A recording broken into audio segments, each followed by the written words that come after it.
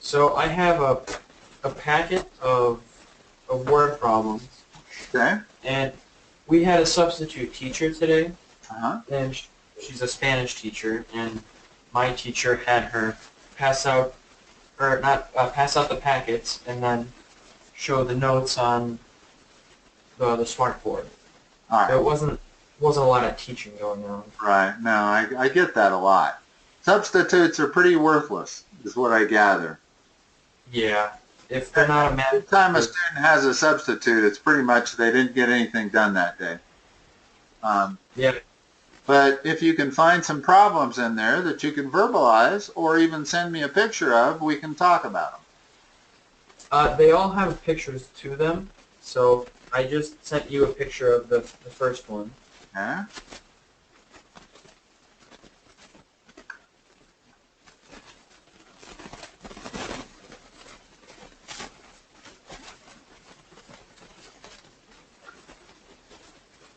Who got that static? What is that static coming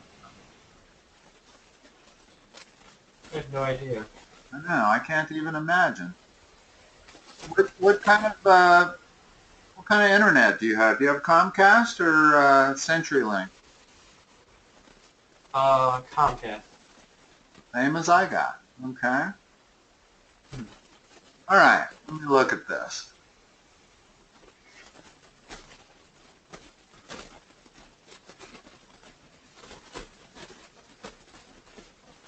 All right. So conic sections is about 4 conics. Usually they're taught in the order of parabolas, circles, ellipses, and hyperbolas. Those 4.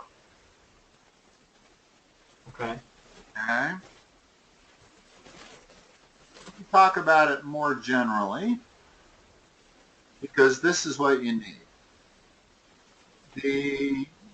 And let me go ahead and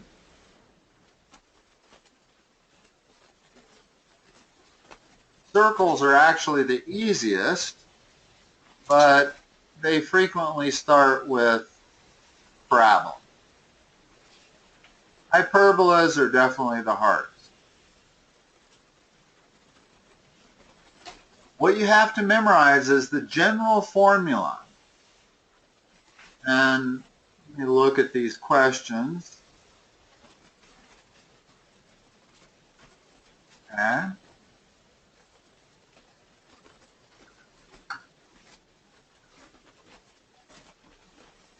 For parabolas, there's 2 general formulas because parabolas can be of the form y equals x squared, which is the one you've been taught for the last 3 years. That form, that's a Right. vertical parabola. It either opens up or it opens down. Or it can be a horizontal parabola, which is this format, where it's x equal y squared. Notice the difference. Right. This is vertical parabola. This is a horizontal parabola, like that. And like vertical parabolas that can open up or down, horizontal parabolas can open to the right or they can open to the left, like that. Right. So if we look at those problems, I notice this one over here has an x squared and a y in it. Not an x squared and a y squared, but an x squared and a y. That makes it a parabola. Okay. If it had a y squared and an x, would also make it a parabola. And when I say an x, I mean if the highest degree was an x. Let's see if Right. I can find one. They don't have one of those. Yes, they do. No, this one over here only has a y on the left side and it has x squared on the right. So this is going to be a vertical parabola.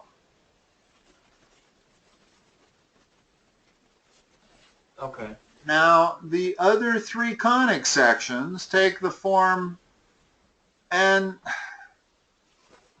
the most general form is if the origin is at the center, okay? So the general form of a circle is basically this, where r is the radius. So Okay. we have an x squared and a y squared. It's a circle if their coefficients are the same. The more complicated form for circles is x minus h squared plus y minus k squared equals r squared. That would be a circle whose origin was whose center was anywhere. In other words, this is a circle whose center is at the origin. This is a circle whose center is at h comma k. Right. Okay? So circles are really easy. If we go back and we look at your problem, well, do we have anything there that looks like a circle? Yeah, the top middle. Yeah, the top middle does, and also the top right does. In other words, the top middle is going to end up with an x squared term plus a y squared term. That's a circle. This is also a circle. It's just that the x coordinate for the center of the circle is 0. So there's no number with the x term. There's only a number with the y term. In other words, the center of that circle on the upper right is 0 comma minus 11. And the top left would not be a circle, correct? No, because there's a negative sign there. That's Oh. hyperbola. Okay? Okay. Maybe we should go through all these formats, and I'm going to write the long format instead of the short one, because some of these problems I can see they're not all at the origin. So let's ignore that. That's the equation. That's the general format for the equation of a circle. Okay? An ellipse is similar.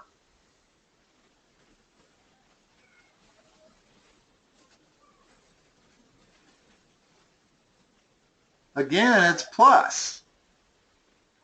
So there's still a plus sign between the y squareds and the x squared. The difference is the coefficients are different. That is the general format for a horizontal ellipse. This is the general format for a vertical ellipse. Notice the only difference is where the A and the B are, which term the A and the B are with. Okay. On a vertical ellipse, the A goes with the vertical axis. A always being the longer axis. So that's A there, that's B. Whereas here, that's A, and that's B. Okay. Okay? But study the difference in these two equations. Only difference is the A squared and the B squared are swapped. Right. So let's see if we can find an ellipse on your problems. Notice second row middle. Yeah. That's an ellipse, not a circle, because the coefficients would be different. In other words, because A and B are not the same, if A and B are the same, then that's a circle. Right. But if they're different, it's an ellipse. And in this case, they're different. In other words, this is an ellipse where A is 3 and B is 9. You see why? Yes. That actually is a vertical ellipse. Because the other thing about ellipses is that A is always bigger than B. So actually I was wrong. B is 3, square root of 9. A is 9, the square root of 81. In other words, A has to be bigger than B. So in this case, the A is under the Y term, makes it a vertical ellipse. Okay.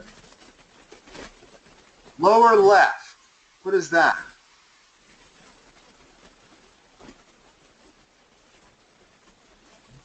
The circle? No, remember the coefficients would have to be the same. And the Right. x squared has a 1 in front of it, and the y squared has a 3 in front of it. So that's actually an ellipse also.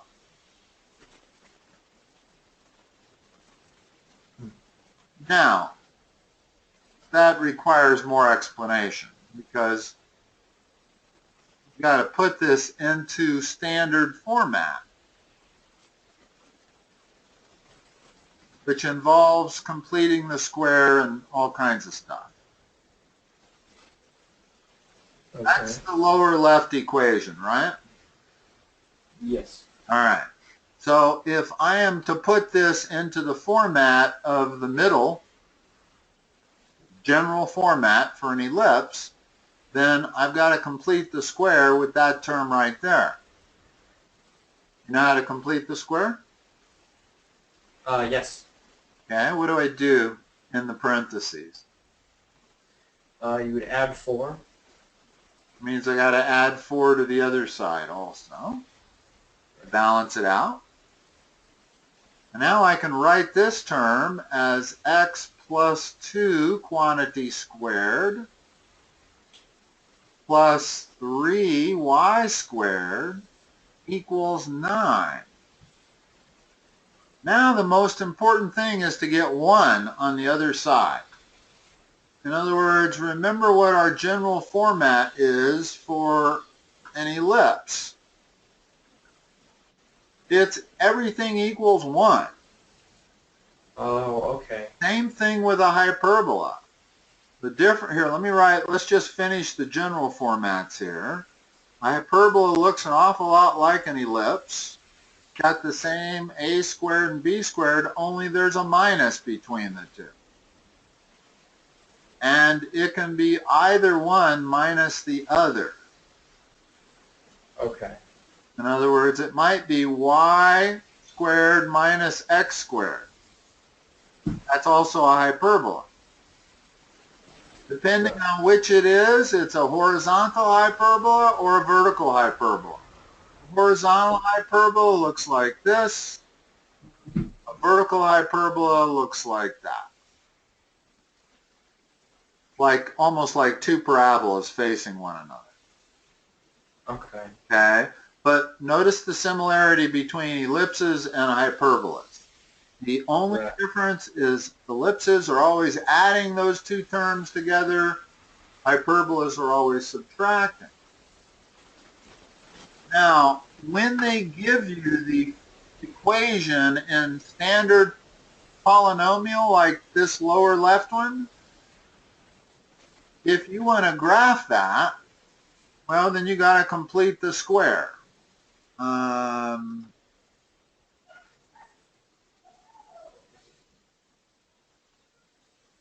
I started to do it. What happened?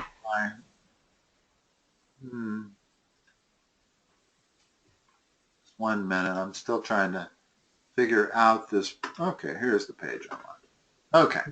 So I'm in the process of completing the square, okay? And it's looking a lot like this. This is our general format. Well, what's the next thing I got to do? complete the squared for No, 3y. Oh, I've already no. completed the square. There's no completing the square on the y squared term because there's no other y term. You just divide by 9. Exactly. Or, no. Yes. No, that's exactly right because that accomplishes a lot. Oh, and then That it's makes got 1. y. Right. Now, that is x plus 2 Over. quantity squared over 3 squared. That's what 9 is. Okay. Plus this term becomes y squared over 3, all equal to 1. Well, that's standard format. Right. A is bigger than B. 9 is bigger than 3, so the A term is under the x-coordinate, meaning it's a horizontal ellipse like that. And if I wanted to know what A was, that's 3. If I want to know what B is, that's square root of 3. See why? In other words, this is B squared. Right. So B is the square root of that number. Just like A was the square root of 9. Okay. Okay?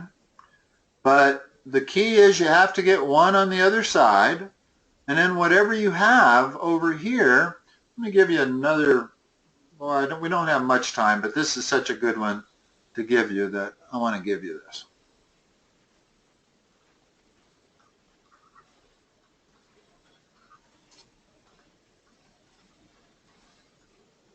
Put that in standard format.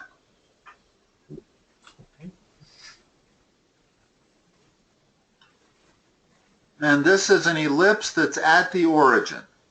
I know it's an ellipse because it's a plus x squared, it's a plus y squared, their coefficients are different numbers. That makes it an ellipse.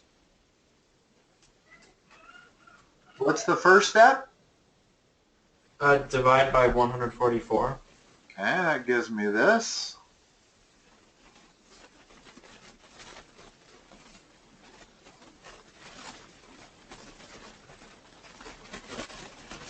Now, what's A and what's B?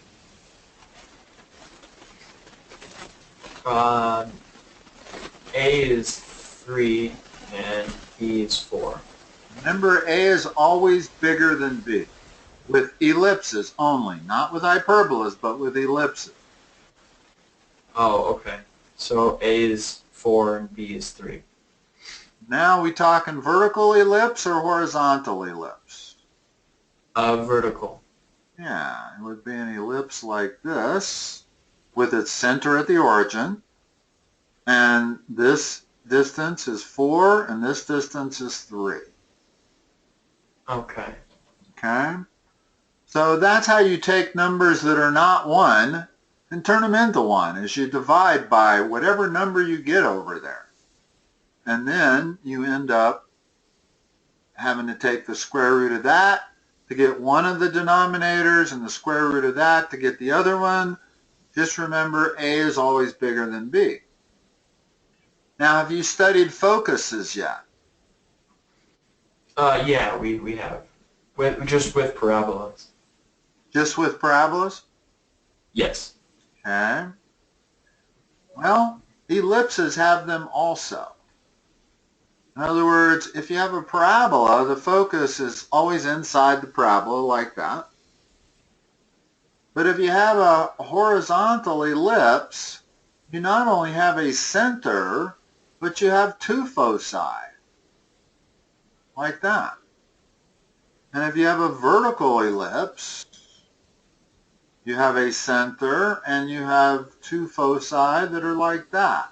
The foci are always on the major axis. Okay. And if you have a hyperbola, let me graph a hyperbola if I can. You also have 2 focuses, or 2 foci, excuse me.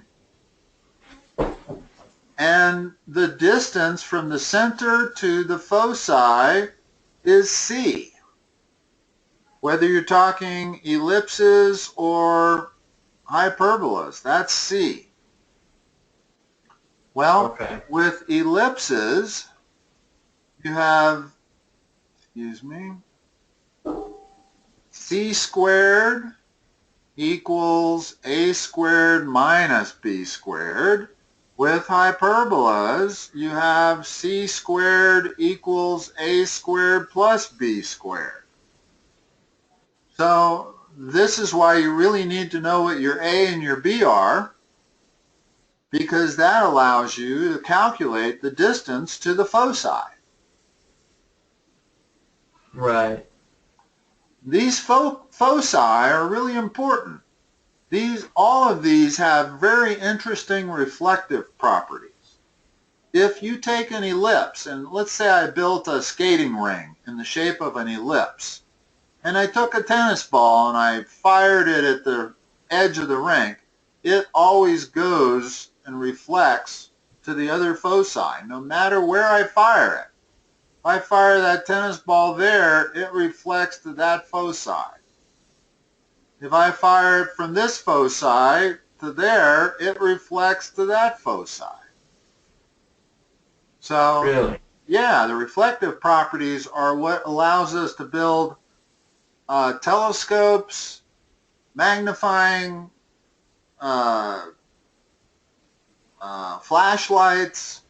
Same thing with a parabola. If you put a light source in the focus of a parabola, let's say you design a light bulb, not a light bulb, a flashlight that's got a parabolic shape. Well, all of the light that comes out of that energy source shoots directly parallel to the axis of symmetry. All of it. So a light beam that goes there goes straight out like this. In other words, all of the light from the light bulb gets shown perpendicularly out the flashlight. So it's not dispersed, it's focused. And hyperbolas have similar such properties. Unfortunately, I have a 6 o'clock session that I've got to go to, William. So Okay. I'm going to have to run for now. It looks like you have some more sessions scheduled this week. And I'm Yeah. sure they'll probably all be on conic section. Yes. Actually, really quick. Uh-huh. On Wednesday, can I change that to a half hour from 6:30 to or from 6 to 6:30? Yeah. So you want me to cancel the 6:30 session? Yes, please. And then, is it possible for me to change my Thursday session to an hour? Not at the moment, it isn't. Only because I have an 8:30 after that. Okay. In other words, I have no wiggle room on Thursday. Yeah, no, that. I got you down for an hour on Friday. Is that what you want there? Yes. Okay. If I get some sort of cancellation, I can expand this a little bit. And this guy, Zachary, that I have right before you, I actually tend to get out of that about 15 minutes early. So if you like, I can maybe start the session at 7:45. Yeah, that would be great. Would that help? Yes. Let me make a note that you want to do that. I'll try to remember to call you. I don't get home until about 7:45, so I could start that one on Thursday at 7:45, I believe. Okay, that'd be great. Thank you. All right. All right, William, I'll talk to you next time. Okay, have a good night. You too. Bye-bye.